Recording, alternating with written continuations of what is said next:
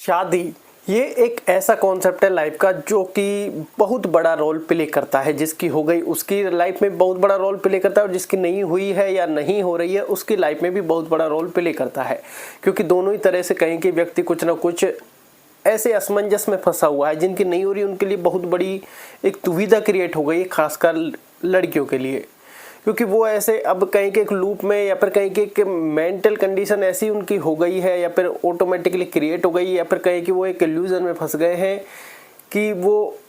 मतलब एज उनकी बढ़ रही है, मानसिक प्रेशर उनका बढ़ रहा है। जो फैमिली पहले सपोर्ट में होती है वो अनसपोर्टेड होने लग गई है और वो कहते हैं कि आजकल जो ननद भाभियों वाला रोल है वो सिस्टम और बिगड़ रहा है कि ननद भाभी वाला जो कॉन्सेप्ट है उनके बीच में बिल्कुल नहीं बन रही, तो और उनको एक बोझ वाली फीलिंग क्रिएट हो जाती है। ऐसे में जो माँ का झुकाव होता है वो बेटी की तरफ होता है, तो वो सास बहू वाला कहे कि मामला भी क्रिएट हो जाता है जो कि आपस में अनबन क्रिएट कर देता है।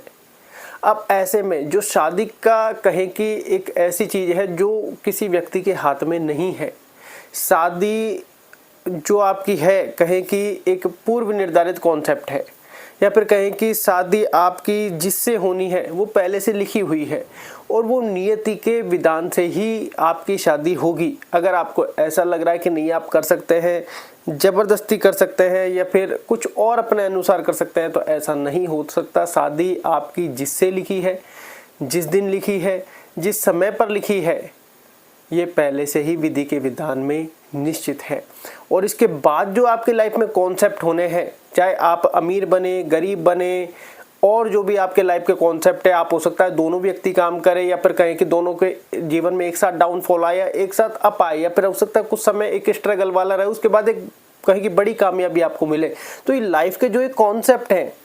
जो शादी के बाद प्ले होने हैं, तो इसका मतलब शादी पहले होगी उसी के बाद तो प्ले होंगे। अगर आप कहें कि शादी नहीं हो रही है या हम शादी करना नहीं चाहते या फिर और XYZ रीज़न है, तो ऐसा नहीं हो सकता, क्योंकि उसके बाद जो सारे कॉन्सेप्ट होने हैं जो आपके कहें कि या तो कुंडली में या फिर कुंडली नहीं है, तो जो आपके भाग्य में प्रारब्ध में पहले से निर्धारित कर दिए गए हैं कि आपके लाइफ में इस एज में 28 की एज में शादी होनी है, 32 की एज में बच्चे होने, दूसरा 36 की एज में होगा या 35 की एज में होगा या फिर ट्विंस होंगे। ये सारे कॉन्सेप्ट हो गए। अब शादी नहीं हुई है तो फिर बच्चों का कॉन्सेप्ट कहाँ से आएगा? या फिर शादी के बाद आपके कहें कि वाइफ के साथ ये चीज़ें होनी है, आपके साथ ये चीज़ें होनी है, वाइफ के साथ आपकी यहाँ पर अनबन होनी है, तो जब शादी नहीं होगी तो ये सारे कॉन्सेप्ट कैसे होंगे? तो फिर ये तो भाग्य को चेंज करने वाली या फिर कोई अलग तरीके का कॉन्सेप्ट हो गया। लेकिन इन सब में एक चीज़ कॉमन होती है, वो है चिंता। अब यहाँ पर ये कॉन्सेप्ट थोड़ा सा पेचीदा है कि क्या चिंता होना भी हमारे भाग्य में लिखा है या नहीं, इसका कोई जवाब नहीं देता। वैसे कहते हैं कि जैसे कुछ चीज़ें कुछ ग्रह से प्रभावी होते हैं जो आपकी चिंता और भ्रम पैदा कर देते हैं, जिसके लिए कहा जाता है कि जो व्यक्ति मेडिटेशन ध्यान करता है या फिर कहें कि एक तय समय पर सारी चीज़ें होने लगती है, आज आपको मेडिटेशन ध्यान के बारे में मिल रहा है, तो चाहे आप कम करें, करना हो सकता है आपके लिए लाभदायक हो।